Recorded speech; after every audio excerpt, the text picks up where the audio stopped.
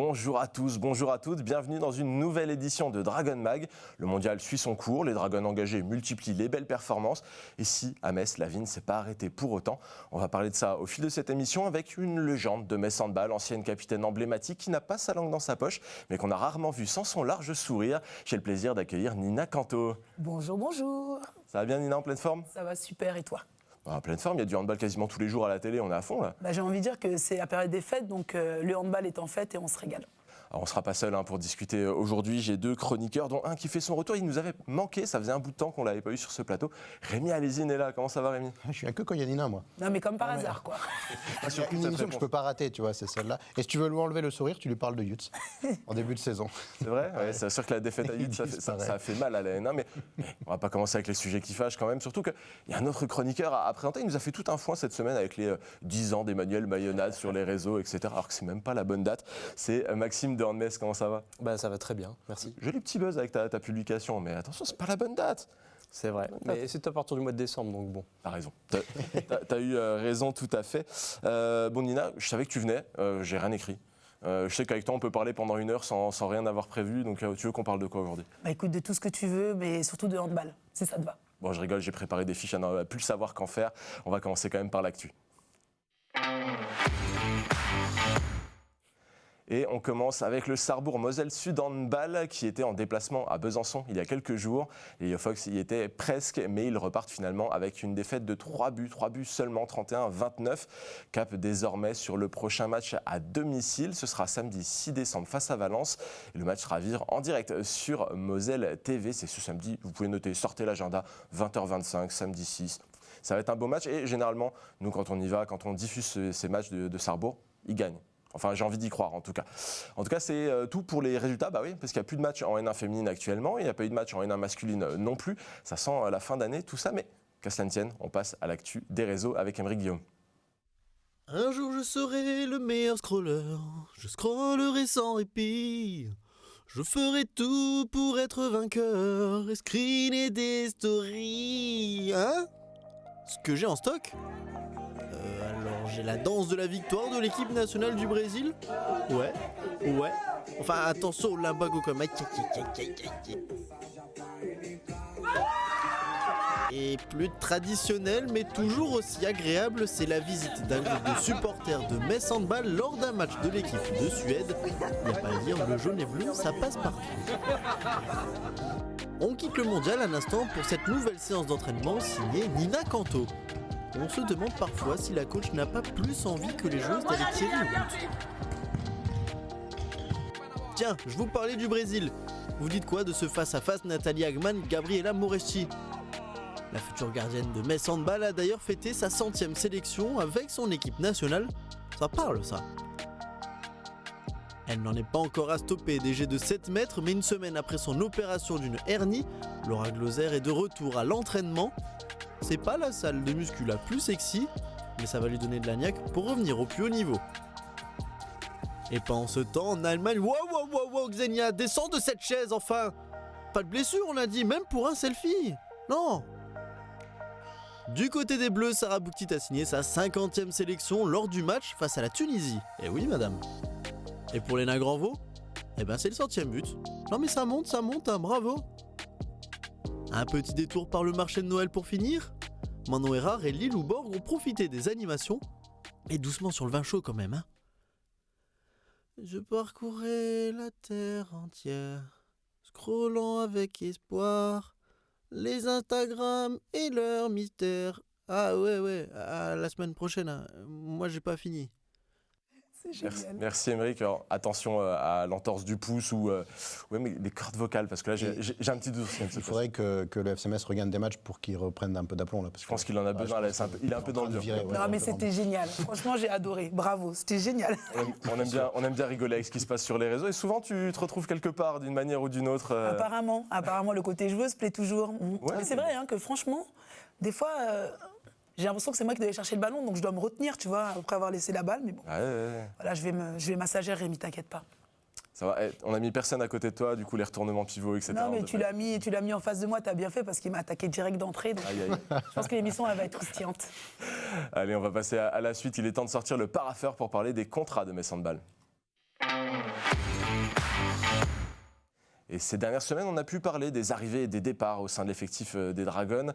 Johanna Bunsen a ouvert le bal avec l'annonce de son départ vers Odense, mais Sandball a contré ça avec 2 annonces d'arrivée, celle de la pivot Lilou Pinta en provenance de Dijon et de la gardienne Gabriela Moreschi en provenance de Bucarest. Déjà, messieurs, je voudrais avoir votre petit avis sur cette série arrivée-départ. Qui veut prendre la parole en premier ? On a une réponse immédiate. Je veux dire que l'angoisse du départ annoncé de Bunsen, c'était de se retrouver dans la situation de la saison dernière, où on a trop tiré sur la corde en espérant que Cléopâtre Darleux décide de continuer le handball, et au final, c'était presque une impasse, et l'arrivée de Bunsen a été quasiment un miracle. Là, la réponse a été donnée du tac au tac, avec l'arrivée d'une gardienne internationale qui a l'habitude du très haut niveau. Après, on peut juger. Moi, mon avis personnel, c'est qu'on est le step juste un peu en dessous de Darleux et Bunsen. C'est une joueuse remarquable, on l'a assez vu à nos dépens, notamment en Final Four. Mais en tout cas, c'est une réponse largement crédible pour un club qui a les prétentions de Metz Handball. Alors, on n'est pas déçu d'être dans l'incertitude, parce que contractuellement, on a connu des saisons où des mois de novembre-décembre avec beaucoup plus d'incertitude que ça. Donc, on est très content que la réponse soit immédiate. Et Lilou Pinta, c'est une joueuse qu'on connaît, c'est une joueuse dont on espère le chemin royal, c'est-à-dire joueuse intéressante du championnat de France, néo-international, et qui donne toute sa... On a Suzanne Vajoka qui suit ce chemin-là cette année. Vous voyez, on le connaît par cœur. On pourra en citer plein. Il y en a on peut en citer plein des joueuses qui le suivent. Donc voilà, donc ce sont des nouvelles réjouissantes en tout cas, et surtout la réponse de la gardienne après le départ de Bunsen, une réponse rapide. Il n'y a pas mieux pour atténuer toutes les inquiétudes. Maxime, t'en dis quoi, toi, de ce petit avant-goût du mercato messin? On sait qu'il y aura encore d'autres choses qui vont se passer par la suite. C'était quasi une certitude déjà que Bunsen n'allait pas rester, donc la réponse est pour moi très bonne. Concernant Lilou, c'est pareil, c'est du très bon. Pour le moment, il n'y a rien à dire là-dessus. On a l'avantage cette année, c'est qu'on a très peu de joueuses en fin de contrat. Ouais. Et ça va permettre aussi d'avoir une équipe plus rodée l'année prochaine. Ouais, on va y venir, les joueuses en fin de contrat, on va les cibler après, on va regarder un petit peu ce qui peut se passer de leur côté. Toi, Nina, t'en penses quoi de cet échange Bunsen-Moreschi? Alors l'échange avec des grands guillemets, parce qu'elles n'ont pas fait un chassé-croisé, mais quand même. Moi, je pense que c'est 2 profils différents, mais qui sont totalement avec la même ambition. Là où Bunsen, c'est la force tranquille, je pense que Gabriela, elle va amener aussi peut-être ce côté un peu où je porte l'équipe, ce que Atadou savait faire et que le public adore. Donc je pense que l'un dans l'autre, c'est quand même quelque chose de super pour le club. Ça montre que Metz reste toujours plus attractif pour les grandes joueuses. C'est une gardienne en devenir qui, pour moi, a déjà fait beaucoup de bien et de gros matchs dans le contexte international. Et je pense que sa posture peut faire du bien à ce collectif. Voilà, moi, je sais que je suis une coach qui aime aussi ce genre de gardienne qui sait porter son équipe, pousser son équipe par des arrêts un petit peu spectaculaires, par une communication hyper positive. Un peu de chambrage aussi. Un peu de chambrage aussi. Ça peut compter. Mais voilà, c'est ça. Donc, Cléopâtre Darleux aussi, c'est je pense que c'est un peu un mélange de Atadou, de Cléo et de Bunsen finalement. Parce qu'on ne la voit pas venir, mais elle est capable de vraiment faire déjouer les adversaires. Donc voilà, et c'est vraiment de bon augure pour le club que ce soit fait de façon très précoce. Parce que ça permet aussi aux filles qui ne sont pas en fin de contrat de se dire, on sait qu'on repart sur un truc qui est costaud, quoi. On a vu dans l'actu des réseaux les danses de célébration du Brésil. On est prêt à voir ça dans les arènes, tu crois Écoute, franchement, je pense que... Je sais que tu parlais dernière sur les danses, donc... Ouais, on a un peu lancé le truc. Mais bon, quand le public est réactif comme ça, t'as envie de continuer. Non, mais je pense que vraiment, elle va apporter beaucoup d'énergie et d'enthousiasme dans l'équipe. Et les compétences, on les a. L'ambition, on l'a. Et moi, je pense que ce petit côté un peu festif que les Brésiliennes ont, qu'une Bruna de Paola a su nous apporter aussi, c'est quelque chose qui plaît au public. Et tu mets la danse pour que je fasse la danse avec elle ou... Non. Mais non, je pense que ça va faire vraiment du bien au club et ça va amener encore un petit peu plus de soleil dans ce qui est déjà présent. Et n'oublions pas, elle fait quand même 1m90, donc c'est un sacré gabarit aussi. Elle va en calmer, à mon avis, plus d'une sur les tentatives de lob et ce genre de choses. Ce qui nous intéresse aujourd'hui, justement, c'est la suite. Pas d'annonce de Metz Handball, pas de problème. On a concocté un peu la carte des joueuses dont le contrat arrive à échéance déjà à Metz. On a Laura Godard et Suzanne Vajoka qui sont sur la fin. Alors, il semblerait que Suzanne ait une option à activer ou non, à voir. Xenia Smith, dont l'arrivée a été un petit peu précipitée cet été, est-ce qu'elle va continuer l'aventure? Anne-Emmanuelle Augustine, dont On a laissé entendre qu'elle allait quitter Metz Handball, forcément avec l'arrivée de Lilou Pinta. Mia Brkic aussi, on peut ne pas l'oublier puisqu'elle a été prêtée avec une option pour revenir à Metz. Ça semble assez peu probable à ce stade. Et puis Yana Bunsen, dont on connaît déjà le destin puisqu'elle ira à Odense. Maxime, je connais ta passion pour les mercatos, les joueuses disponibles, etc. On va en reparler un petit peu après. Mais qu'est-ce que tu penses de ces joueuses dont le contrat se termine? Laquelle est-ce qu'il faut qu'on verrouille le plus vite possible, selon toi? Si c'est possible, déjà Suzanne Vajoka qui a, comme tu as dit, une option, donc c'est la facilité pour le moment. Elle est en train de se montrer sous son meilleur jour au mondial, tout le monde la regarde actuellement, c'est peut-être le moment de dire viens, on valide. Après, moi j'ai un amour inconsidéré, sportivement parlant, pour Xenia. Il y a tout honneur.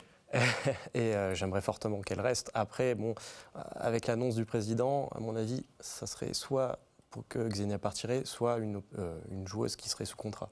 C'est les deux possibilités que je vois. Ouais, ça va être un sujet, on va voir. Rémi, toi, qu'est-ce que tu en penses? Si tu peux, dans celles qui sont en fin de contrat, là, en valider une rapidement, ce serait qui? C'est Smith et Vajoka. Je crois que alors, l'annonce du président, effectivement, floue un petit peu tout ça, puisqu'il n'y a pas énormément de place dans cet effectif pour une joueuse de gros calibre qui viendrait. Donc Xenia, moi, évidemment, je trouve... Est-ce qu'on se posait vraiment la question de son intégration? Je pense qu'on ne se la posait pas vraiment. On a l'impression qu'elle n'est jamais partie, alors qu'elle est quand même partie pendant plusieurs saisons. Donc elle transpire tellement cet ADN que voilà, son arrivée est presque un accident. Enfin, c'est un accident pour le club allemand, mais on aimerait qu'elle reste. Et Vajoka, j'ai envie de vous dire, j'aimerais bien connaître les termes de ce contrat-là. Il faut le verrouiller. Parce qu'on est une joueuse... Respire. Non, mais on a une joueuse qui explose, littéralement. On ne savait pas le niveau qu'elle pouvait avoir sur les matchs de niveau international. Elle va déjà montrer de belles choses à Besançon. Elle a montré de belles choses en Ligue des Champions. Alors, le mondial, j'ai envie de vous dire, on n'a pas joué de grosses équipes. Ouais. Mais en tout cas, elle tire son épingle du jeu pour sa première compétition internationale avec l'équipe de France. C'est pas rien. Même si tu joues la Chine ou la Tunisie ou la Pologne, c'est déjà quelque chose. Donc, c'est une joueuse qui... premièrement, va attirer le regard de beaucoup de gros clubs européens, et deuxièmement, dont les prétentions salariales, et c'est normal, vont exploser. Alors je ne connais pas les termes de cette option, mais s'ils sont acceptables, il faut cocher la croix tout de suite. Club européen, tu as dit, même club français, il y a un club à l'ouest qui manque du monde à gauche. Je ne connais pas. Donc on ne sait jamais ce qui peut se produire et ce que les propositions peuvent apporter. Verrouillons les joueuses importantes. Nina, je ne vais pas forcément te demander de te mouiller sur le mercato, tu dois entendre des bruits de couloir. Après, tu nous en parles si tu veux, il n'y a pas de problème. Mais surtout, je voudrais ton approche sur ces périodes de négociation, les fins de contrat, les moments où ça discute un petit peu dans les coulisses. Comment tu abordes ça, toi? C'est toujours un peu complexe parce qu'au-delà du sport, il y a quand même une relation humaine, c'est de l'humain. Prioritairement, donc on apprécie les joueuses, on s'apprécie mutuellement, mais à un moment donné, il y a les objectifs et les challenges du club. Donc déjà, faire cette part des choses, cette dissociation-là, elle n'est pas toujours évidente quand il y a une dimension affective. Après, moi, qui suis un vieux dinosaure, c'est vrai que je trouve que c'est de plus en plus précoce, quoi. Je me pose la question, moi, aujourd'hui, de me dire, je viens de signer dans un club, le championnat commence en septembre, au mois d'octobre, au début décembre, je suis déjà en train de me poser la question de est-ce que je vais partir ou est-ce que je vais être. Alors franchement... J'ai envie de vous dire, heureusement que je ne l'ai pas vécu, parce que je suis plutôt quelqu'un qui est sur des projets à moyen long terme que sur du très court terme. Mais la réalité aujourd'hui est que les joueuses sont très bankable, qu'elles sont demandées un peu partout, qu'il commence à y avoir des clubs qui ont des budgets, qui peuvent même racheter des contrats. Donc ça rajoute de la complexité.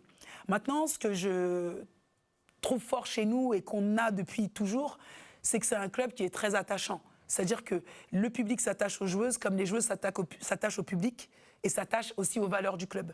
Donc je pense que ça, c'est vraiment quelque chose qui est garant du fait qu'une joueuse qui a du temps de jeu et qui s'épanouit sur le terrain, je ne vois pas pourquoi elle irait voir ailleurs. Aujourd'hui, un seul gros concurrent pour moi, mais ce serait plus un concurrent sur le plan financier que sur le plan sportif. Mais sportivement, à Metz, il y a tout ce qu'il faut. Vous avez tous les profils, des joueuses qu'on ne connaissait pas, qui ont fait leurs armes chez nous et qui ont pris de la valeur. Des joueuses qu'on connaissait, qui sont venues chez nous et qui font le Final Four. Donc j'ai envie de dire, aujourd'hui, voilà, on ne peut pas compter sans Metz Handball. Donc ça, c'est vraiment un point fort pour le club. Après, cette gestion très précoce, sincèrement, tu es au championnat du monde, tu pensais à l'année prochaine, mais tu as fait 2 mois de championnat. Respect les filles et bon courage, quoi. Voilà. Après, pour une Suzanne Vajoka, il y a une problématique qui va se poser. C'est que Chloé Valentini ne va pas revenir pour jouer la doublure. À la fin de temps de jeu. Et quand on voit l'épaisseur qu'est en train de prendre Vajoka, est-ce que ça va devenir acceptable pour elle d'être la doublure de Chloé Valentini ? dont on espère un retour au top niveau. Et quand elle est au top niveau, il y a peu d'équivalent sur la scène mondiale. Voilà, donc il y a ces problématiques-là qui vont se poser dans le contrat de Suzanne Wojcicka, et c'est logique. C'est normal. Nina, toi, sur le papier, ta carrière, ça a été assez autoroute. L'attachement au club, c'est pas mal, niveau fidélité. Tu es resté à Metz pendant longtemps, mais j'imagine qu'il y a quand même 2-3 fois où ça a dû discuter et dû avoir des propositions. Oui, il y a eu... Ça se passe comment, ces moments-là? C'est des moments un peu... c'est compliqué parce que quelque part, on est toujours valorisé. Quand un club vous contacte et a envie de vous recruter, ça veut dire que ce que vous faites, c'est bien et ça plaît à d'autres personnes. Parce qu'on est cantonné. Avant, il n'y avait pas autant de matchs qui passaient à la télé qu'aujourd'hui. Donc, quand un club étranger t'appelait, c'est qu'ils avaient fait la démarche de regarder les matchs et de vraiment chercher des informations sur toi. Bien sûr, il y avait l'équipe nationale qui me permettait d'avoir de la visibilité, mais... ça, c'est valorisant, c'est valorisant. Après, je pense qu'il y a 2 profils de joueuses, et de personnalités. Il y a des gens qui sont passionnés handball et qui sont prêts à bouger toutes les saisons pour aller vivre des aventures. Et je le respecte. Et il y a des gens comme moi qui ont besoin de trouver un équilibre de vie, c'est-à-dire un club hyper compétitif, l'environnement familial plutôt stable. Voilà, moi j'ai eu mon enfant pendant ma carrière, donc c'est aussi quelque chose qui redistribue les cartes et tu te dis... précurseur, voilà, ouais, c'est vrai. Mais j'étais pas toute seule en fait dans l'aventure. Donc peut-être que si j'avais pas eu d'attache, je refais le choix des joueuses qui sont parties à gauche et à droite, même si je pense que mon attachement à Metz Handball a été tout de suite très fort. Mais voilà, mon contexte familial et moi, mon éducation et les valeurs que je défends dans la vie ont fait que j'ai eu de la chance finalement d'avoir signé à Metz Handball très tôt et de pouvoir être dans un club hyper performant tout au long de ma carrière. Voilà. Puis je dis souvent, j'avais pas besoin de bouger parce qu'en fait, il y avait un tel turnover par rapport aux joueuses et aux coachs que je restais à domicile, mais ça changeait beaucoup, quoi. Est-ce qu'on peut Voilà. Est-ce qu'on peut rebondir juste sur un truc, parce que moi, ça me fait réagir, parce que les profils qui sont des anomalies, ce sont des profils comme le tien. Encore plus en 2025. On a traité d'anomalie. Hein. Non, mais Ça fait 2 attaques, ça fait 2 attaques. Je veux dire des On est à 2-0 là. des joueuses internationales qui restent très longtemps. Parce que moi, j'ai trop vu, lors de l'annonce du départ de Bunsen, des remarques en tant que c'est une mercenaire. J'ai pas aimé. Mais je l'ai trop vu, en fait, pour que ça devienne juste marginal. Parce qu'il y a beaucoup de gens qui pensent ça. Elle vient qu'une saison à Metz Handball, au mois de novembre, elle décide qu'elle se barre. Bunsen, c'est une opportunité pour Metz Handball. Ça a été présenté comme ça. Donc pour elle, Metz Handball est aussi une opportunité. Ça ne veut pas dire qu'elle ne va pas faire le taf, ça ne veut pas dire qu'elle va être professionnelle, et elle l'est. Elle le sera très probablement jusqu'à la fin de la saison. Mais il faut comprendre qu'il y a des gens, des joueuses, pour lesquelles l'attachement à Metz Handball est viscéral. Alors c'est plus facile de le faire quand tu as fait le centre de formation, quand tu es française. Et il y a des joueuses pour lesquelles, c'est le cas de Via qui arrivait à Brest par exemple, elle aura fait 2 saisons et je pense, on en parlera peut-être après, que c'est très bien pour le club breton, mais il faut le comprendre, il faut l'accepter. Et il faut accepter que cette joueuse sera professionnelle et se donnera à 400% jusqu'au bout. Donc, c'est parce que moi, j'ai pas aimé tout ça, le côté mercenaire. Mais elle est là aussi pour gagner sa vie. Elle a des arguments familiaux aussi qui font qu'elle veut se rapprocher. Elle a été très claire là-dessus. Voilà, elle a été très claire là-dessus dès le départ. Voilà, c'est normal, dont acte. Et j'avais la même crainte au début, comme Nina, je me disais, quand ça a commencé à arriver, cette mode, la des signatures au mois de novembre, on ne connaissait pas ça avant, il y a 15 ans. Je dis, bon, est-ce qu'elles vont avoir l'état d'esprit ? Bon, force est de constater que ça fait quand même pas mal d'années maintenant qu'on vit ce phénomène-là et que les joueuses sont compétitives jusqu'au mois de juin. Donc, bon, c'est comme ça. Ces dernières années à Metz Handball, quand on arrive au Final Four et qu'on est dans le dur, c'est parfois des joueuses qui sont en fin de contrat, qui sont sur le point de quitter le club, qui performent. C'est comme ça. Donc c'est qu'elles sont plutôt engagées quand même. Moi, ça ne me plaît pas de parler de transfert maintenant parce qu'il reste tellement de matchs à faire et il n'y a encore rien qui est joué que, bon, je trouve que ce n'est pas le moment. Mais bon, le marché est fait comme ça, et puis ça n'empêche pas les joueuses professionnelles de très haut niveau d'être compétitives. Mais ça me fait plaisir que tu rebondisses là-dessus, parce que... Alors c'est vrai que moi, j'ai un attachement à Metz, mais qui m'appartient en fait. Et puis, j'ai envie de dire... Dites-vous que ces joueuses-là, ces jeunes filles, jeunes femmes, elles ont commencé le hand tôt, c'est énormément de sacrifices. T'es déraciné, tu vas dans un centre de formation, parfois dans une autre ville, parfois dans un autre pays. Tu t'entraînes 2 fois par jour, tu mets ton corps à rude épreuve. J'ose espérer que les gens aient l'intelligence de les laisser libres de leur choix, ça reste leur vie. Alors oui, on a un attachement, moi je l'ai eu, mais il faut respecter les projets de tout le monde. Je pense que tout le monde a le droit de rêver dans la vie et on n'appartient à personne. On n'appartient à personne. Par contre, comme dit Rémi et comme tu le disais, il n'y a aucune joueuse qui a été sur le départ et qui n'a pas fait le taf jusqu'au bout. Pourquoi ? Parce que c'est un sport co et quand on arrive ici, on est toujours dans l'optique de dire comment j'optimise mon potentiel individuel pour le mettre au service du collectif. C'est toujours l'équipe au-dessus de l'individu. Mais il ne faut pas oublier que l'individu, il a un cœur qui bat quand même, hein, et que c'est un être humain et qu'il a le droit aussi parfois de faire ses choix dans la vie. Donc oui, on est frustré, mais ne déshumanisons pas non plus toutes ces décisions ou ces phénomènes qui se produisent dans le sport. À partir du moment où la joueuse, elle est pro, qu'elle prévient le club dans les temps pour qu'il puisse se retourner, moi je trouve qu'à un moment donné, faut pas trop en demander non plus. Et puis le sport a évolué, les mentalités ont évolué, et aujourd'hui, il faut respecter le choix de chacun et de Il chacun. reste encore plein de joueuses à Metz Handball qui rappellent cet ADN-là. Enfin, on n'a pas que des joueuses qui restent un an. Regardez la liste des joueuses qui sont encore sous contrat. On a encore des contrats qui sont Des assez Valentini, des Bouktit, enfin, il y a plein de joueuses qui sont là depuis des années. Et on en aura toujours. Voilà, et il y en aura toujours. Ouais. Et si on veut parler de mercenaires, il faut voir les choses dans les deux sens. Gabriela Morici qui arrive, c'est Metz Handball. Alors, j'ai pas la stat sous les yeux, vous me corrigerez dans les commentaires du replay. C'est son 7e, 8e club. Bon, dans ce cas-là, on peut parler de mercenaires aussi dans le sens là. Pourtant, elle vient à Metz Handball et elle s'engage a priori pour 3 saisons.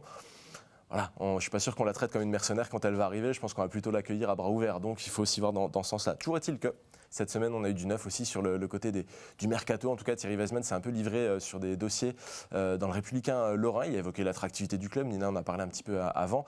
Mais aussi évoqué le fait que le club attire des profils de premier plan et aussi laisser entendre qu'il y aurait une annonce après le mondial, une grosse annonce. Qu'est-ce que ça t'évoque, toi, Maxime? Grosse annonce, t'attends quoi? Pivot, on est verrouillé. Demi-centre, a priori, on est verrouillé. On a du monde un petit peu partout. Qu'est-ce que ça peut être? Oui, alors pour reprendre ces termes, c'était très très haut de gamme. Ouais, très haut de gamme. Ouais. Oh, la précision. Non, mais c'est vrai, on a des attentes. Hein. Voilà, ça À côté SUV, toute option. Mais ça donne forcément des attentes sur ce qui va être annoncé. Donc on pense notamment à une joueuse internationale, sans doute étrangère, puisque au niveau de la France, des Français, je ne sais plus exactement qui c'est qu'il y a de disponible. là, je l'ai pas de tête. Enfin bon, après on peut encore aussi casser des contrats, comme ça c'est fait. Moi j'ai fait quelques recherches, si vous souhaitez. Ah oui, oui. Il a des pistes, Évidemment. L'enquête est en cours. Je pensais du coup notamment si Xenia partait, on aurait la place encore pour une nouvelle étrangère. J'avais noté Émilie Bolk qui est en fin de contrat à FTC, mais notamment Christine Breistol à Győr et puis Lynn Oxted à Team Esbjerg. Voilà. Et dans le cas où ça serait un Des contrat, profils intéressants, somme toute. voilà, on a dit très très haut de gamme. Donc, C'est à ce moment-là qui regarde si je cligne 2 fois des yeux ou pas, c'est ça? Je t'ai dit, Nina, tu nous dis quand tu veux, les bruits de couloir, il n'y a pas de problème. Je vois pas de quoi tu parles. Après, ce qu'il faut savoir aussi dans ce qu'a déclaré Thierry Weisman, c'est que c'est très très haut de gamme au tarif Metz Handball. Il l'a rappelé plusieurs fois dans son intervention. Metz Handball, c'est pas le club qui va payer le plus les joueuses internationales ou quoi que ce soit. C'est un club qui garde une gamme de tarifs entre guillemets qui est cohérente. Et après viennent celles qui veulent et celles qui ont envie de travailler avec ce club-là, quoi. je sais que aussi sur le forum, les gens parlent beaucoup de la jeune Julie Skaglion de Cast qui commence aussi à exploser au Danemark. Donc voilà. Après, il y a aussi la possibilité d'une joueuse qui est sous contrat qui partirait. Donc je pense notamment à Petra, qui, à mon avis, doit faire beaucoup des On yeux, en parle depuis quelques mois désormais. Elle a attiré les yeux doux de tous les recruteurs européens avec sa première saison à Metz Handball. Mais elle est sous contrat. Voilà. Ça se négocie tout ça, mesdames et messieurs. Exactement. Ça se Donc, négocie. Tout Il n'y a plus de tabou, les contrats, ça se casse maintenant, même dans le handball féminin. Pendant longtemps, ça n'a pas forcément été le cas. Ça se monnaie. On a eu le cas de Brest avec Yakireva. Petra Vamos, quand elle vient à Metz, c'est aussi une cassure de contrat avec une négociation qui se fait de ce côté-là. Il y en a de plus en plus qui se perdent de cette manière-là. Ouais. Surtout que Léna Granvaux commence à prendre une dimension absolument incroyable. Donc c'est aussi une possibilité. Donc tout est possible. Tout est possible, en tout cas du très très haut de gamme, pour citer Thierry Weisman. Donc la mi-décembre, c'est bientôt, mais on va quand même garder les yeux et les oreilles ouverts. On va suivre toutes les joueuses dont tu parles, voir si elles ont Metz Handball dans leurs favoris. On va essayer de voir un petit peu ce que ça raconte. Bon, on va pas déblatérer plus que ça, puisqu'il y avait assez peu finalement de pistes données par Thierry Weisman. Il en lâchera peut-être d'autres sur le chemin. On sait qu'il aime bien faire du teasing, Thierry. Je vous propose de passer à notre temps mort. Et ces dernières semaines, dans le temps mort, on a parlé de clubs en difficulté. Cette fois, on va en évoquer un qui est plutôt bien, en général, en tout cas aux dernières nouvelles financièrement. C'est le Brest-Bretagne Handball. Alors parfois, j'entretiens un petit peu la rivalité Metz-Brest. On en a rigolé la semaine dernière avec Lilou Borg et la rivalité avec sa sœur, etc. On aime bien les rivalités, on ne va pas se mentir. Mais là, ces derniers temps, il y a eu des nouvelles un petit peu perturbantes qui sont arrivées de la Bretagne, du Finistère. Invaincu à un match près face au FTC juste avant la trêve, le BBH a annoncé se séparer de son duo d'entraîneurs sur fond de désaccord sur le sportif. On annonce également potentiellement une grosse rumeur incitante que Anna Viakireva sera en partance pour Odense. Rémi, question simple, c'est la crise dans le Finistère? Qu'est-ce qui se passe? Ça a surpris tout le monde parce que s'il y a bien une année où tout semblait aligné à Brest, depuis 2021, année pendant laquelle nous avons tapé dans toutes les compétitions, ça semblait cohérent cette année. Enfin, on avait un collectif qui fonctionnait. La seule défaite en Ligue des Champions, le scénario, il est assez... il est assez curieux. Alors certes, elles n'ont pas joué Metz, comme Metz n'a pas joué Brest. Et là, on voit ça. Alors une séparation avec les entraîneurs, pourquoi pas, mais c'est le communiqué, moi, qui me pose question. Dans lequel on n'enterre pas les choses, mais on dit clairement qu'il y a des désaccords, des tensions, et que ça n'aboutira pas à grand-chose. Ça ne veut pas dire que Brest ne sera pas compétitif sur la suite de la saison, pour tout ce que j'ai dit juste avant, parce qu'on est face à des tas de professionnels, et à commencer par Raphaël Tervel, et je suis convaincu que le club sera compétitif, peu importe. Mais c'est une petite tempête. Moi, je pense plus à la tempête sur les coachs que sur Villaquereva, où là, je pense qu'il faut plutôt se féliciter de l'avoir attiré dans le championnat de France pendant 2 saisons, ce qui est déjà énorme. Vu le calibre quand même, vous la placez où vous voulez, dans le top 3 des plus grandes joueuses du monde, mais, ou des plus chères, ou des tout plus... Tu as une petite préférence pour elle. Hein. J'adore ce type de joueuse de hand. Pour moi, les joueuses qui ont du génie comme ça et qui transpirent, c'est extraordinaire. Moi, j'aurais adoré l'avoir à Metz, même pas pour 2 ans, mais pendant 1 semaine, si vous voulez. Pour l'avoir porté ce maillot et faire des... Voilà. Bon, malgré tout, quand elle joue contre Metz, je suis très content quand elle est bien verrouillée. Mais on ne s'attendait pas à ces petites tensions à Brest. Mais bon, quand on connaît un peu l'état d'esprit du président, on se dit que les choses ne sont pas forcément très bien passées en coulisses et il est obligé de le laisser transparaître. Bon, ça restera un adversaire très compétitif et le club ne va pas s'écrouler. Hein. Il y a quand même une tas de joueuses qui restent sous contrat, Nagros, Pauletta Fopa, Méline Nokandi. Enfin, le Brest de l'année prochaine, il sera très vaillant. Il va perdre des coachs qu'il n'avait pas eu depuis énormément de temps. Parce que pour moi, la plus grosse faiblesse de Brest depuis des années, c'était de ne pas avoir de coach au niveau international, malgré l'année 2021. Là, avec Raphaël Tervel, je pensais qu'il l'avait trouvé. Enfin, je ne pensais pas, il l'avait trouvé. Donc à eux de trouver mieux pour la saison prochaine. Toi, Nina, Raphaël Tervel, Sandrine Mariot, tu les as un petit peu connus aussi, notamment avec l'équipe de France il y a quelques années, etc. Qu'est-ce que tu penses de cette situation où finalement... c'est annoncé très tôt qu'elles quitteront le club à la fin. Il y a ces histoires de désaccords. Est-ce que ça peut transparaître sur le sportif aussi? Est-ce que c'est finalement une saison qu'il va falloir tirer parce que c'est difficile d'avoir des leviers quand on sait qu'on va partir? Qu'est-ce que tu en penses?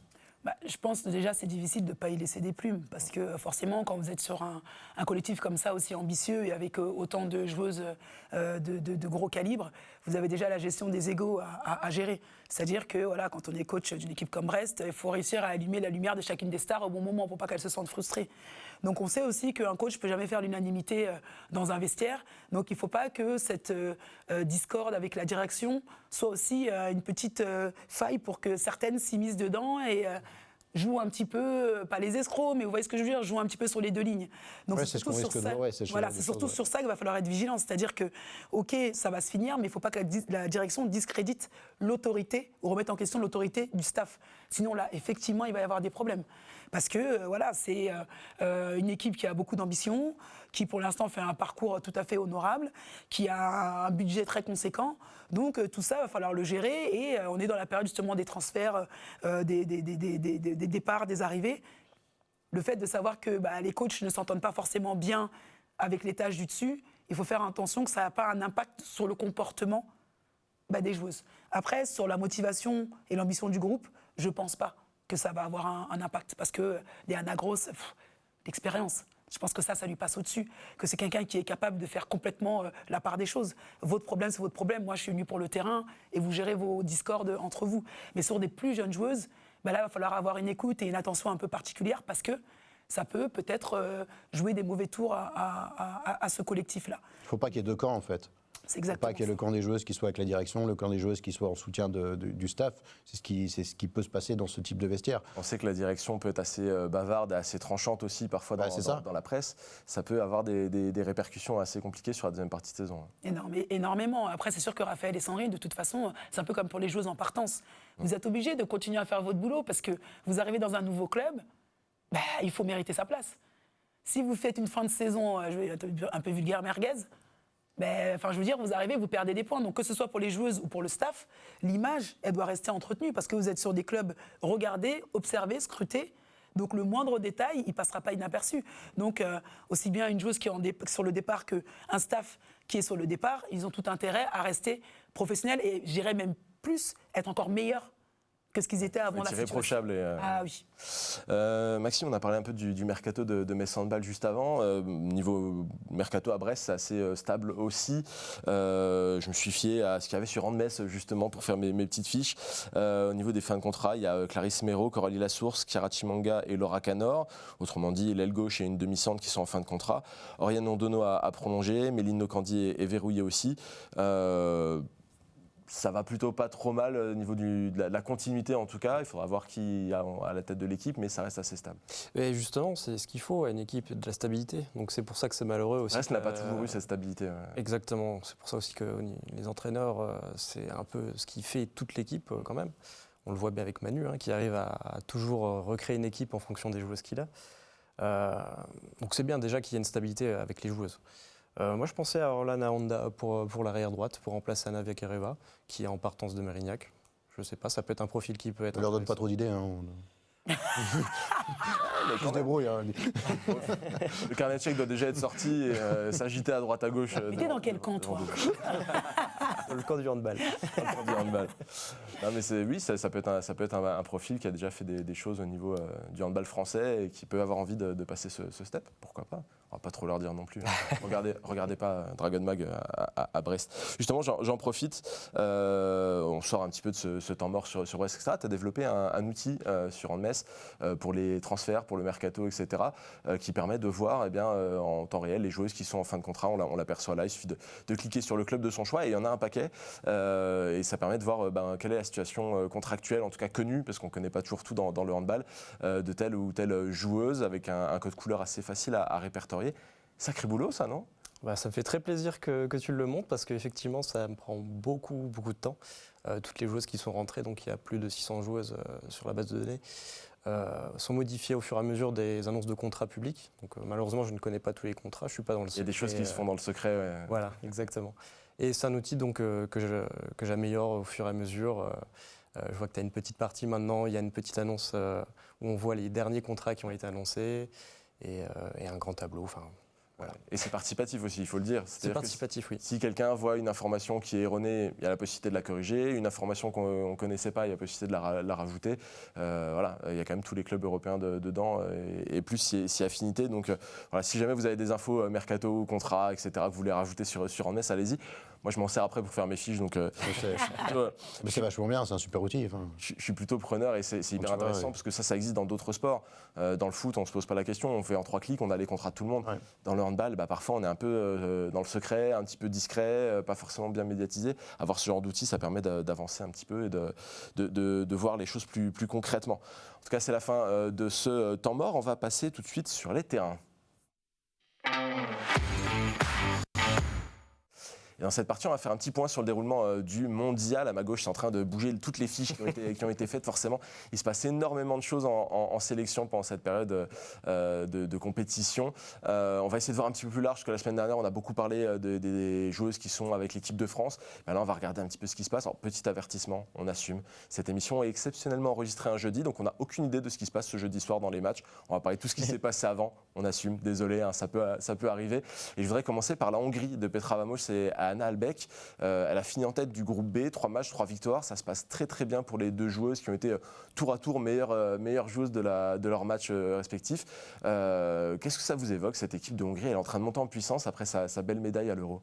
C'est plus une montée en puissance, c'est une confirmation. Ouais. Là, on le sait maintenant, il faut compter dans les top 4-5 des meilleures équipes du monde. On a cette équipe de Hongrie et on voit le meilleur club européen, il est hongrois.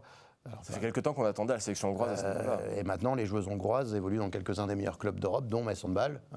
On n'avait pas de filière hongroise aussi efficace avant. Et on a des joueuses qui, comme Petra Vamos, qui prennent une sacrée dimension, match après match, mois après mois. Donc là, c'est pas une surprise dans ce début de mondial de les voir à ce niveau-là. C'est une confirmation. Pour moi, la montée en puissance, ce sera si elles font finale, par exemple. Mais justement, là au tour principal, elles vont se retrouver face au Japon, mais notamment surtout face au Danemark, une autre équipe qui brigue des top 4 européens, des top 4 mondiaux depuis quelques années. Maxime, ce Danemark-Hongrie, ça donne envie, non? Ça donne très envie, oui. Ça fait déjà quelques émissions qu'on parle de la Hongrie qui monte. J'ai mis une pièce dessus il y a quelques mois, donc de temps en temps j'en glisse sur la Hongrie. Là, je ne saurais même pas dire si je mettrais une pièce sur les Hongroises ou Ouais, les Danoises. contre le Danemark, c'est peut-être le match de la validation finalement de ce niveau qui a été acquis. Surtout qu'il me semble qu'il y a quelques blessés aussi au Danemark. Donc oui, un bon match à voir, absolument. Et Nina, dans le groupe 1, on retrouve une équipe, c'est le Sénégal. Et on a quelque chose à raconter sur le Sénégal parce qu'on y retrouve une de tes petites finalement, Fatima Camara, qui était encore au centre de formation l'année dernière et qui a pris son envol cette année en professionnel du côté de Pallande-Besançon. Elle dispute son premier mondial. C'est fort ça? Ouais, c'est fort. C'est vrai que déjà, Fatima est au centre de formation avec nous. Elle est en équipe de France U20. Hein. Donc, elle a fait ses premières classes dans la sélection française. Elle n'a malheureusement pas été sélectionnée sur la dernière compétition. Et la question s'est posée de qu'est-ce que c'est la suite? Forcément, sur le poste de gardienne de but, niveau français, il y a quand même du lourd. Il y a quand même du lourd et ça commence à bouchonner un peu. Voilà, c'est ça. Et plutôt jeune. Donc, il fallait être aussi un petit peu malin et de se dire moi, j'ai envie d'aller vivre des aventures internationales, voir ce qui peut se passer. Et voilà, Yacine, c'est quelqu'un avec qui j'ai évolué aussi à Metz Handball. La relation de confiance est vraiment très forte. Ce qui fait que la passerelle a été plutôt logique. Là, cette année, elle est à Pallante en Division 2. Et c'est vrai que je l'ai eue juste avant la veille du premier match. Et même par message, je sentais sa totale émotion, quoi. Oui. C'est-à-dire que j'ai eu la sensation que là, elle commençait un peu à prendre son autonomie. On se donne des nouvelles de temps en temps parce que je suis une coach assez attachée aux joueuses que j'ai eu la chance d'accompagner très jeune. Et là, ça se distançait un peu plus. Et puis, bam, j'ai senti le petit message où, petit besoin de réconfort de la coach qui t'a un peu traumatisée, mais qui peut te donner les bonnes pistes, en tout cas, la façon d'aborder cette compétition-là. Donc moi, je lui ai dit déjà, c'est merveilleux de pouvoir représenter le Sénégal, parce que ses parents sont d'origine sénégalaise. Donc je sais que culturellement, ça a une valeur forte. Voilà, c'est vraiment indescriptible. Et deuxièmement, c'est l'opportunité de jouer contre les meilleures joueuses du monde. C'est-à-dire qu'un championnat du monde c'est exceptionnel. Donc avoir l'opportunité de le faire avec une équipe qui ne se pose pas de questions. J'adore le mood de cette équipe parce qu'elles viennent avec cette culture africaine où à l'échauffement, on danse. Après le match, même si on a perdu, on garde le sourire. On est conscient d'où on vient, on a de l'humilité. On sait qu'on ne vient pas chercher un titre, mais on vient chercher de l'expérience et une aventure humaine. Donc pour moi, elle y est et je suis vraiment ravie pour elle qu'elle puisse vivre ça parce qu'elle se retrouve avec pas mal de filles de Metz et d'équipe de France qu'elle a pu côtoyer. Et aujourd'hui, l'opportunité de se dire, voilà, j'ai fait mes classes jeunes avec les sélections françaises et puis là maintenant, je suis avec le Sénégal. Je trouve que c'est un beau tournant et je pense qu'il y a des belles choses qui sont en perspective pour elle. Et puis dans l'équipe, on retrouve pas mal de têtes connues. Hein. Il y a Raissa Dapina, Wendia, Nyonsen Nyombla, qui a dit Yacine Messaoudi. Et il y a même au niveau des kinés, Juliette Briquet, qui a fait quelques passages par Metz Handball aussi. Mais c'est partout. Je ne sais pas pourquoi vous ne voulez pas comprendre. Metz rayonne finalement. On est partout, partout. Allez, on continue ce bilan, c'est avec l'Allemagne de Xenia Smith. Ça fait longtemps aussi qu'on attend l'Allemagne au meilleur niveau mondial, puisque quand même c'est un pays de handball. Hein. Le handball, on va pas dire le contraire. Et pour le moment, nos voisines ont écarté l'Uruguay, l'Islande, la Serbie. Elles vont se mesurer au Monténégro, à l'Espagne dans la phase suivante. Et on a une Xenia Smith, Maxime, qui est plutôt en forme, y compris offensivement. Elle a déjà 11 buts. Là où on l'a cantonnée encore il y a quelques mois au rôle très défensif, ça y est, elle retrouve son élan sur l'attaque et il se passe de belles choses quand même du côté de l'Allemagne. Xenia n'a jamais perdu son rôle offensif, hein. C'est juste qu'à Metz, c'est un peu bloqué. La distribution des rôles. Voilà. Moi, je sais très bien que quand elle a fait des entrées dernièrement, elle a prouvé qu'elle pouvait faire des choses. Concernant l'Allemagne, effectivement, on a un peu l'impression que l'équipe stagne au fur et à mesure des années. Je ne sais pas est-ce que c'est lié aussi au fait que les clubs sont un peu en difficulté Et il y avait eu ce projet justement, Bietigheim à l'origine, c'était de rassembler un maximum d'internationales allemandes pour essayer de les faire évoluer ensemble et que l'équipe nationale soit compétitive. Ça a marché un petit peu, un temps, le club n'existe plus désormais, donc forcément ça rebat un peu les cartes. Ça ne les a pas trop impactés pour le début de mondial en tout cas. Oui, non, c'est clair. Après, mine de rien, c'est vrai que ces pourcentages de joueuses nationales dans des équipes des championnats nationaux, c'est quand même très important. J'ai vu notamment qu'en Roumanie, ça va être le cas à partir de l'année prochaine, que 40% des joueuses devront être d'origine roumaine. Ok. Ouais, il y a déjà eu des tentatives comme ça dans plusieurs pays. Ça marche ou ça ne marche pas. Je crois que c'était le cas en Slovénie où le championnat n'a pas forcément beaucoup évolué. Donc c'est à double tranchant ces affaires-là. Alors je voudrais continuer avec le groupe G, le Brésil et la future dragonne Gabriela Moretti et l'ex-dragonne Bruna de Paula qui finissent première devant qui? Devant la Suède de Tyra Axner et Johanna Bunsen. Là où on a vu monter un petit peu la Hongrie ces derniers temps, Rémi, la Suède est peut-être en train de louper ses rendez-vous là où elle espérait peut-être être plus proche des podiums. Ouais, mais après, il y a un contexte où l'adversité est énorme. On a eu des périodes avec 3-4 nations qui survolaient le handball féminin et un gros fossé derrière, avec un peloton qui était acceptable, mais qui n'avait pas le niveau là. Là, on a 2-3-4 têtes d'affiche avec la France, la Hongrie, la Norvège, le Danemark. Bon. Et en dessous, c'est très dense et très fort. Ouais. Aujourd'hui, l'équipe de Suède, est-ce que foncièrement elle est meilleure que l'équipe du Brésil? Preuve que non, pas forcément. Les individualités suédoises sont plus forcément, à part au poste de gardien de but, les meilleures joueuses du monde. Voilà, on a parfois des creux de génération, mais c'est un tel pays du handball qu'on les reverra à un moment donné. C'est juste que là, si tu prends l'état actuel du handball féminin, c'est peut-être pas l'équipe sur laquelle tu vas miser en 2025. Et en Suède, ça critique aussi pas mal Thomas Axner et sa gestion de l'équipe. Ils sont nombreux à attendre peut-être un changement de coach pour relancer une nouvelle dynamique. À voir. Ça peut être un bon coup comme un mauvais coup et déstabiliser totalement le projet. Et justement, la Suède, elle s'est pris la Norvège de plein fouet pour démarrer le tour principal. C'est jamais un cadeau de tomber. Quand on est un peu en difficulté et tomber sur la Norvège derrière, ça fait un petit peu mal. Et bien, cette équipe, elle est un petit peu sur le bord de l'élimination. Il faudra compter sur des résultats de l'Angola pour voir un petit peu comment ça se passe. C'est assez complexe. On fait un détour par la République tchèque, en tout cas par l'équipe nationale qui est représentée par Sabrina Novotná. Il y a eu une victoire face à Cuba. Il va falloir s'attaquer à des équipes un petit peu compliquées là aussi. L'expérience qui est en train d'être gagnée par cette équipe. Mais justement, on a aperçu Sabrina Novotná au micro de Sacha Stad de Strechspieler, un peu dans le dur. Regardez. Sabrina, you are very emotional right now. Please, can you tell me why is that? It's hard for me now to speak because, you know, every time we are trying the best and it's not enough. So for us now, just we need to continue to work and be better next year in our Euro in home. And yeah, it's tough losing almost every time, but we need to keep heads up and be better for the next year, because this year for us it's really hard and really tough. And I hope the girls from our team will go to the foreign clubs and play like better league, because the Czech league is not the best league, and we have almost 13 players, I think, from 12 players from Czech league, and it's not that tough league, and we need more players in top leagues in the world. So.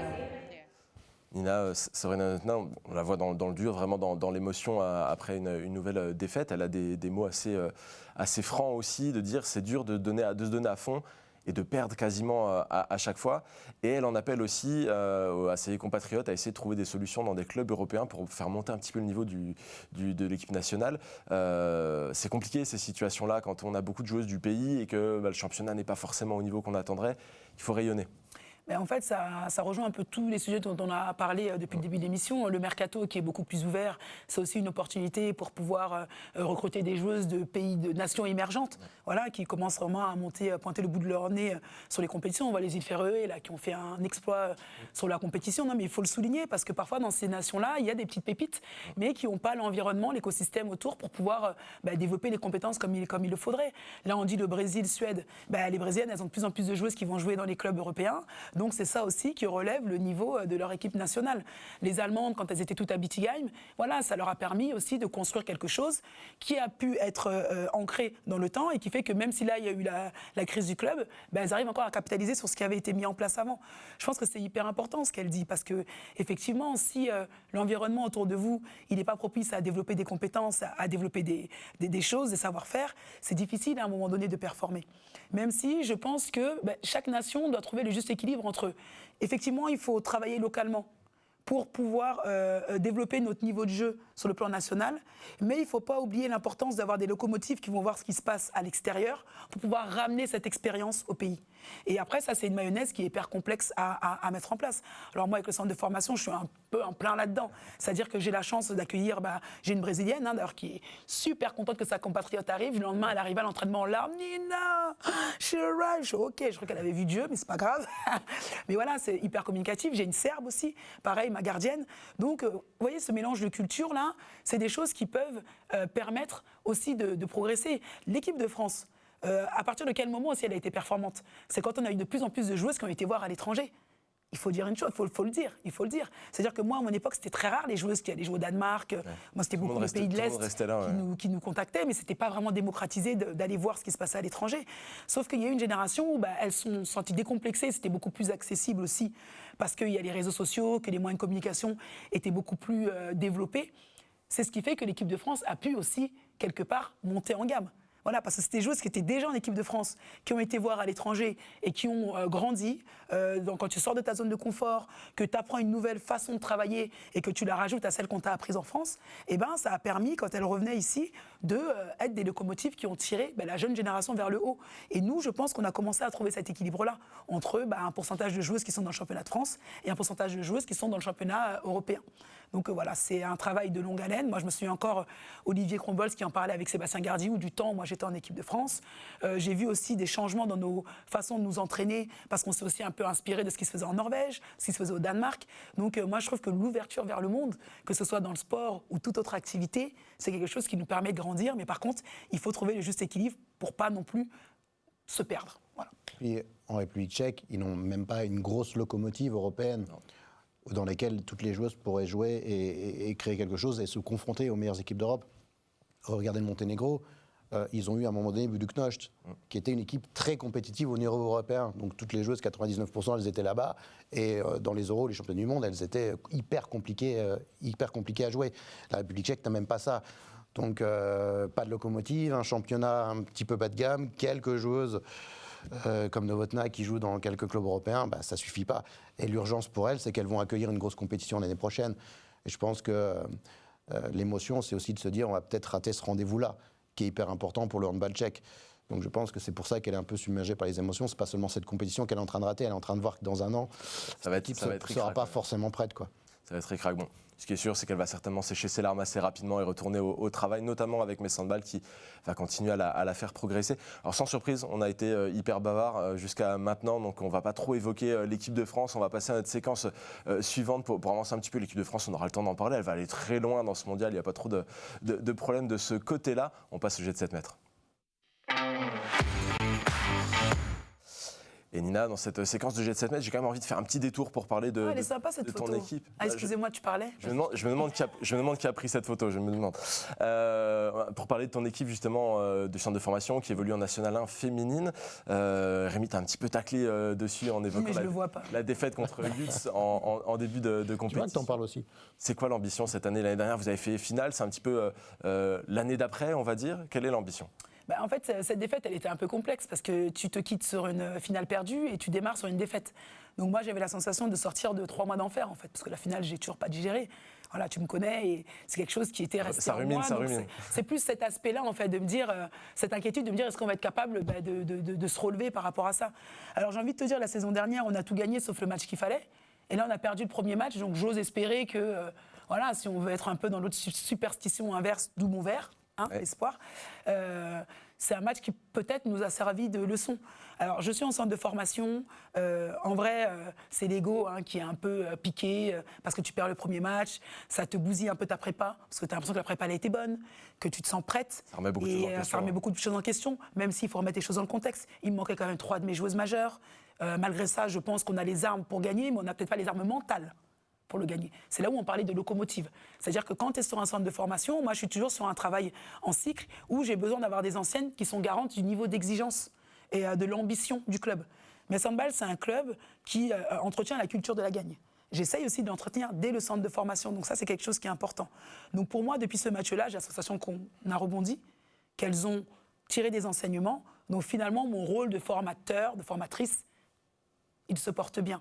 Maintenant, j'ai aussi envie qu'elles aient de grosses ambitions parce qu'on doit être attractif aussi bien là-haut. Quand je vois ce que l'équipe pro est capable de faire, je me dis toujours que le centre de formation, on doit être à son image. On doit être à son image pour pouvoir être en capacité de donner envie aux jeunes joueuses de nous rejoindre et de se dire, ouais, c'est un club qui bosse et c'est un club qui arrive à révéler des vrais potentiels. Justement, en haut, on t'a piqué un peu tes joueuses en début de saison. Blandine Gros, à peine arrivée au centre, hop, elle a fait un petit détour par les Dragons. Récemment, c'est Clémence Castells qui a eu plusieurs piges, etc. Ça va être satisfaisant pour toi de voir qu'on fait aussi appel à tes filles pour venir prêter main forte. Je pense à Clémence Castells qui a fait 3 matchs, je crois, 100% au tir. 3 sur 3. Elle J'ai ses stats. a été sur le plateau il y a quelques semaines, ça était plutôt ravie, je pense. Ouais, alors en plus, c'est vrai que le fait que les filles elles montent, c'est super pour moi parce que plus elles montent, plus ça veut dire que le travail qu'on fait, il est productif. Voilà. Pour elles, en plus, c'est surtout une récompense immédiate des investissements, de l'engagement qu'elles mettent au quotidien. Après, quand on revient sur le profil de Clémence, c'est un profil qui est hyper intéressant parce que Metz Handball est aujourd'hui considéré comme l'un ou voire le meilleur centre de formation en France. On a un taux de transformation de 91% entre les filles qui passent au centre et qui sortent avec un contrat pro chez nous ou ailleurs. Donc, on forme pour nous, mais aussi beaucoup à l'extérieur. Tu vois, t'en parles avec l'équipe du Sénégal, etc. Il y a pas mal de filles qui sont passées par notre centre et qui aujourd'hui font les belles années de certains clubs de la LBE. Maintenant, moi, le profil de Clémence, c'est un profil qui m'intéresse parce que quand j'ai recruté Clémence, c'est quelqu'un qui a été refusé du pôle, qui a été refusé un peu de tout le circuit performance. On a vu l'anecdote, tu lui as glissé quelques petits mots à l'oreille. C'est ça la méthode Nina Canto pour recruter les joueuses ? En fait, c'est pas ça. C'est aussi de se dire qu'à un moment donné, aujourd'hui, les jeunes, j'ai la sensation qu'elles ont du mal à se faire mal. Elles cherchent des trajectoires assez directes. Quand je suis dans mes entretiens pour le recrutement, j'ai la sensation d'avoir face à moi des gamines qui veulent accéder très vite au monde professionnel. Sauf que pour moi, une joueuse qui sort de pôle, elle a encore beaucoup de travail à faire. Il y a quelque chose qu'elle ne conscientise pas, c'est qu'être en centre de formation, c'est la chance de pouvoir travailler sur soi, développer ses savoir-faire, savoir-être, savoir-vivre. En gros, c'est me développer en tant que joueuse pour arriver dans un club en ayant des vraies responsabilités. Donc celles qui font le choix d'aller tout de suite dans des clubs où la trajectoire elle est plutôt rapide, presque elles signent tout de suite en deuxième sur un poste, moi j'ai la sensation de me dire que dans cet écosystème-là, tu es dans une équipe où souvent ce sont des clubs qui sont en bas de tableau, le coach tout le week-end il joue son maintien, il joue son boulot aussi, faut dire ce qu'il y a, parce que souvent il déplace sa famille, il joue son boulot, donc il est presque obligé de capitaliser sur ce que tu sais déjà faire, sur tes acquis. Est-ce qu'il a le temps de te développer en tant que joueuse ? Pas sûr. Certains y arrivent, pas tous. Par contre, quand tu viens dans un club comme Metz et que tu fais le choix de te dire je sais que ça va prendre plus de temps, mais par contre, à la sortie, ce sera beaucoup plus productif pour moi, je pense que c'est un bon choix. Une Claire Koessner, quand on la recrute, bien sûr qu'elle est contactée par tous les autres CF. Elle fait le choix de venir chez nous. Bon choix ou mauvais choix ? Moi, je pense que c'est le bon choix parce qu'elle aurait été dans un club peut-être plus bas de tableau la saison en sortant du pôle, en restant la joueuse qu'elle était. Elle fait le choix de travailler pendant 2-3 ans. Elle arrive à Saint-Amand, elle a quasiment les clés de la boutique. Donc, est-ce qu'elle a perdu son temps ? Non, parce qu'elle arrive avec beaucoup plus de confiance. Elle arrive avec des savoir-faire qui ont été développés. Et surtout, la possibilité aujourd'hui de vraiment mettre en place ce qu'on a pu lui apprendre. Notamment, on la prête. On a signé 3 ans, on l'a prêté 2 ans. Donc, c'est dans l'optique de se dire, cette gamine-là, un jour, elle va venir aussi faire briller et réveiller le public aux arènes. Donc moi, je me dis aujourd'hui, vraiment, Clémence, c'est un bel exemple, parce que refuser de tout, elle vient, elle quitte sa famille, elle prend l'appartement, elle est sur le même planning que les filles du centre de formation, elle bosse dur. Punaise, la gamine, elle a joué, elle a été à Győr. Elle a vu les meilleures joueuses du monde. Non mais c'était un rêve. On parlait, elle était au milieu de la haute arène. Il fallait voir les larmes sur son visage. Elle est à Győr, ensuite, bam, rebelote, elle est aux arènes. 2 ballons, but. Elle a toutes ses copines du centre qui sont là pour l'encourager. 2e match, pareil.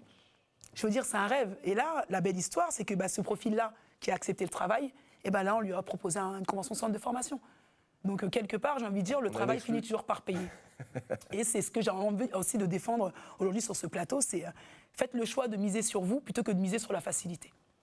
Alors on a eu la théorie du coaching et du développement des joueuses en 3 étapes par Nina Canto. On arrive sur la fin de cette émission. On va juste garder une petite question là, qui vient de ma gauche. Elle sera pour les bonus sur le replay sur moselle.tv. Maxime, elle est pour toi. Justement, quand on parle de recrutement, comment que ça se passe pour les joueuses étrangères ? Parce que notamment, on en parlait, les gardiennes et aussi la jeune Alice Giliberto, je sais pas comment, qui est italienne. Comment est-ce qu'on repère des profils comme ça étrangers ? Alors pour Alice Giliberto, elle est d'origine italienne, mais elle était au pôle à Metz. Donc elle, ça a pu se faire facilement. Et par contre, du coup, maintenant, elle joue pour la sélection italienne. Donc c'est bien de le souligner. Tout le monde vient de Metz tout le temps. Mais par contre, pour les autres joueuses étrangères, alors il y a plusieurs façons de bosser. Moi, je regarde déjà les compétitions jeunes. Donc les championnats du monde, championnats d'Europe, moins de 18 ans, moins de 20 ans, pour essayer de détecter des profils. Je regarde aussi beaucoup dans les nations émergentes parce que les grosses nations comme le Danemark, la Suède, parfois ils ont ce qu'il faut chez eux, donc les filles ne vont pas forcément vouloir être déracinées. Ensuite, on travaille aussi un petit peu avec le bouche à oreille, donc des contacts avec des anciennes joueuses contre qui j'ai joué, avec qui on a gardé des bonnes relations. Aujourd'hui, pareil, j'ai aussi des anciennes coéquipières qui sont devenues agents. Donc il y a tout ce travail-là. Pareil, Manu a aussi son réseau. Et on a la chance, du fait des performances de l'équipe première et des bons résultats, du bon taux de transformation du centre de formation, d'avoir des candidatures spontanées. La chance qu'on a, c'est qu'on a des joueuses qui nous envoient des montages, des agents qui nous envoient des montages, beaucoup à Manu, quelques-uns à moi. Et en fait, le bouche à oreille fait que on essaie de rentrer en contact, on demande des vidéos, on a un entretien avec la joueuse, et puis le feeling se fait, quoi. Mais je vous avoue que, bien entendu, qu'on a envie de garder la priorité aux joueuses françaises. Mais aujourd'hui, je trouve que parfois on est boudé par les joueuses françaises qui mettent beaucoup de temps à nous répondre. On peut les contacter au mois de septembre, au mois de février, mars, vous n'avez toujours pas de réponse. Alors que moi, je pense que des clubs comme Metz, allez, je vais citer Brest si on veut, c'est go ou no go, quoi. Je veux une trajectoire internationale.